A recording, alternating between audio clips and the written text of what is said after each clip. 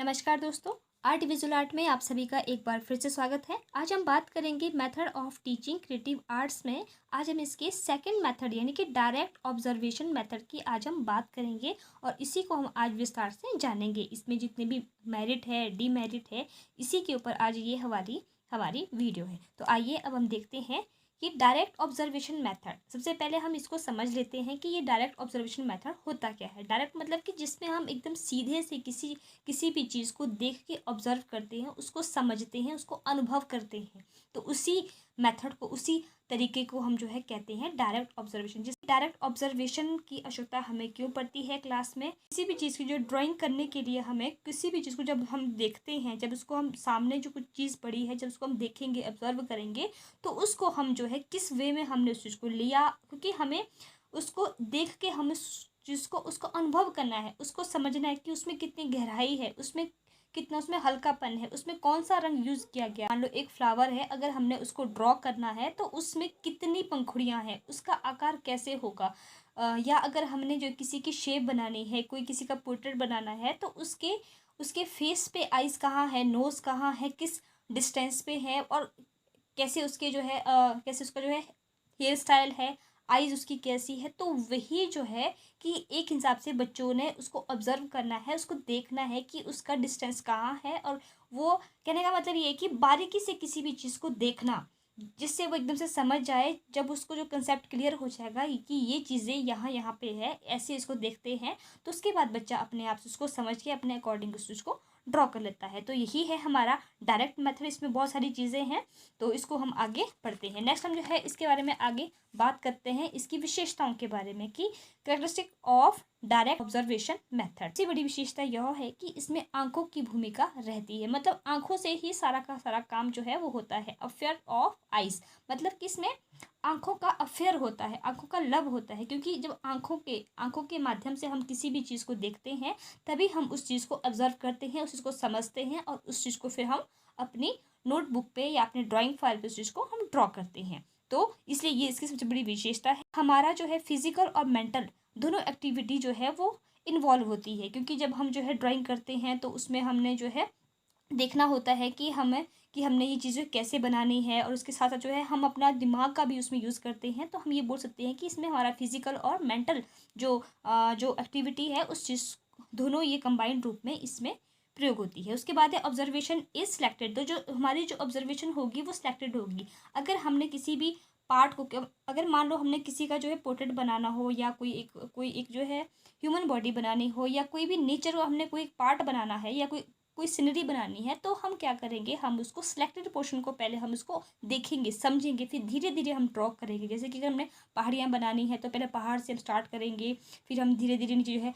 पेड़ की तरफ आएंगे, फिर देखेंगे कि जो पेड़ कहाँ पे है, कोई और सीनरी कहाँ है, नदी कहाँ बह रही है, या कोई जो है मकान या कोई जो घर है वो कहाँ पे है, फ्लावर्स कहाँ बनाएंगे हैं। तो हम उसको क्या है कि हम उसको सिलेक्टेड पोर्शन को धीरे धीरे उसको देख के, समझ के, ऑब्जर्व करके उस चीज़ को हम ड्रॉ करेंगे। तो ये थी इसकी विशेषताओं के बारे में। नेक्स्ट हम बात करते हैं इसके स्टेप्स की। तो स्टेप्स में क्या होता है कि सबसे पहले जो है हम इसको ऑब्जर्व करते हैं, और इसको फिर उसके बाद हम इसको इमिटेट करते हैं, और उसके बाद हम उसको प्रैक्टिस में लाते हैं। मतलब किसी भी चीज़ को देखा, समझा और उसको ड्रॉ कर दिया। तो यही हमारे स्टेप्स होते हैं। उसके बाद क्या होता है कि जो भी हम जिस चीज़ को देखते हैं, तो हमने उसको जो है किस हिसाब से देखा है, हमने क्या देखा है, क्या ऑब्जर्व किया है, हमने उसके जो बालों के स्टाइल को देखा है, आइस को हमने देखी, जो ट्री की कोई जो टहनी है उसको हमने ऑब्जर्व किया है। तो हमने ये चीज़ देखना है कि हमने क्या चीज़ इसमें हमने देखी है, कि उसकी बाहरी आकृति कैसी है, अंदर की, या उसका जो एक शेप कैसी है। मान लो हमने एक एप्पल बनाना है, तो उस पर से पहले हम उसकी बाहर का जो उसका जो फिगर होता है, पहले हम वो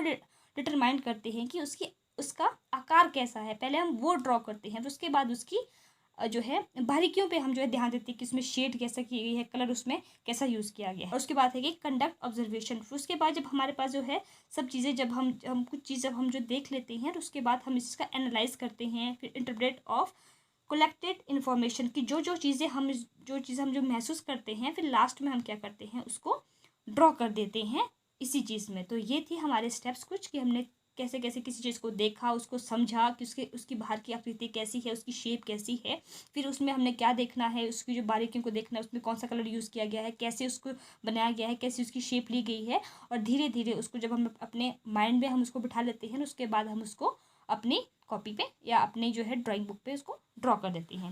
नेक्स्ट हम जो बात करते हैं अब इसके merits of direct observation method की। तो इसमें जो इसके जो भी मेरिट है, जो भी इसकी विशेषता है कि सबसे बड़ी बात है कि ये क्लियर और परमानेंट नॉलेज होती है, क्योंकि हम इसको जो है अपनी आंखों के सामने देखते हैं और ये जो भी चीज़ हम अपनी आंखों से देखते हैं तो वो हमारे माइंड में जो है वो क्लियरली बैठ जाती है और वो परमानेंट होती है, क्योंकि उसको हमने अपनी आंखों से देखा है। हम किसी और की बातों पर विश्वास ना ही करेंगे, लेकिन जो चीज़ हमने अपनी आंखों से देखी है कि हाँ, कि अगर ये फ्लावर जो है रेड है तो हम उसको रेड ही ड्रॉ करेंगे, येलो ड्रॉ नहीं करेंगे। तो मतलब ये है कि इसमें क्लियरली हमें ये हो जाएगा कि हमने यही चीज़ हमने इसको ड्रॉ करना है। और ऑब्जर्वेशन पावर, तो इससे क्या होता है कि हमारी ऑब्जर्वेशन पावर जो है वो काफ़ी डेवलप होती है और यूज़फुल इन अर्ली स्टेज। और इसका प्रयोग जो है वो स्टार्टिंग के स्टेज में किया जाता है जब बच्चे छोटे होते हैं। नेक्स्ट हम बात करते हैं कि टाइम सेविंग की। जो ये डायरेक्ट ऑब्जर्वेशन है ये हमारे टाइम को सेव करती है, क्योंकि हमें कोई भी चीज़ जो है ड्रॉ करनी है तो उसको हम जाके जो है वो डायरेक्ट देखेंगे, उसको समझेंगे, फिर एकदम से जो है उसको ड्रॉ कर लेंगे, क्योंकि हमें पता है कि हमने जो है बॉल बनाना है तो बॉल गोल है तो उसको हम जो है गोल ही बनाएंगे। तो इससे क्या होगा कि हम उसको ज़्यादा सोचना नहीं पड़ेगा, तो बस हम उसी को देख समझ के हम उसको जो है हमारा सेव हो जाएगा। उसके बाद है एक्टिव पार्टिसिपेशन, कि इसमें क्या है कि जो भी हम जो काम करते हैं सभी बच्चे जो इसमें एक्टिव होते हैं, सभी एक्टिव होके जो है अपना रोल निभाते हैं, मतलब सभी एकाग्र होके अपना काम करते हैं। नेक्स्ट हम बात करते हैं लव फॉर नेचर, कि इसके द्वारा क्या है कि हमारा जो नेचर के प्रति जो है वो हमारा प्यार जो है वो बढ़ जाता है। जैसे कि अगर हमने नेचर की स्टडी कर रहे हैं, बाहर का एनवायरनमेंट देख रहे हैं, उसको अगर हमने कोई अच्छी सी हमने सीनरी बनानी है, कोई पेड़ बनाना है, कोई फ्लावर बनाना है, कोई क्यारी बनानी है, या कोई एक अच्छा सा प्राकृतिक दृश्य बनाना है, तो जब हम उसको डीप से डीप जो उसको जो है ऑब्जर्व करेंगे, उसको समझेंगे, उसको देखेंगे, फिर हमें क्या है कि धीरे धीरे जो है उसके प्रति हम अट्रैक्ट होंगे और कहीं ना कहीं जो है हमारे अंदर जो है एक नेचर लव जो है वो डेवलप होगा। तो इसीलिए तो ये सब चीज़ें इसकी जो है मेरिट्स थी। अब हम जो बात करते हैं इसके डीमेरिट की, जिसमें क्या क्या कमियां हैं। तो सबसे पहली बात है कि इसमें जो क्लैरिटी नहीं होती, कि लैक ऑफ क्लैरिटी, कि इसमें कुछ चीज़ें हमें स्पष्ट रूप से दिखाई भी नहीं देती है।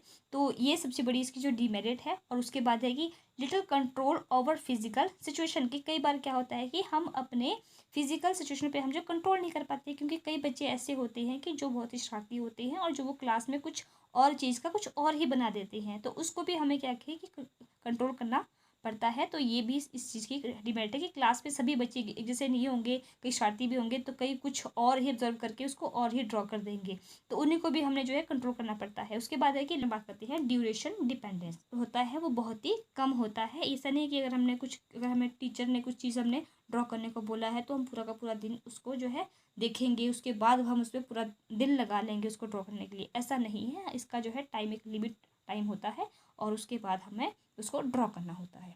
तो फ्रेंड्स ये थी मेरी आज की वीडियो, और इसमें आज हमने पढ़ा इसके सेकंड मेथड यानी कि डायरेक्ट ऑब्जर्वेशन मेथड के बारे में, कि जो कि हम आर्ट की क्लास में बच्चों को हम किस तरह से जो है डायरेक्ट मेथड में हम उसको ऑब्जर्व करते हैं, कैसे हम उनको जो है नेचर से या किसी भी चीज़ के बारे में जो है डायरेक्ट उनको चीज़ों को दिखा के, उनको उस चीज़ को समझा के फिर उनको जो है ड्रॉ करने के लिए कहते हैं। तो ये थी हमारी सेकेंड मेथड, और अब हम नेक्स्ट मिलेंगे अपने नेक्स्ट और थर्ड और लास्ट मेथड में।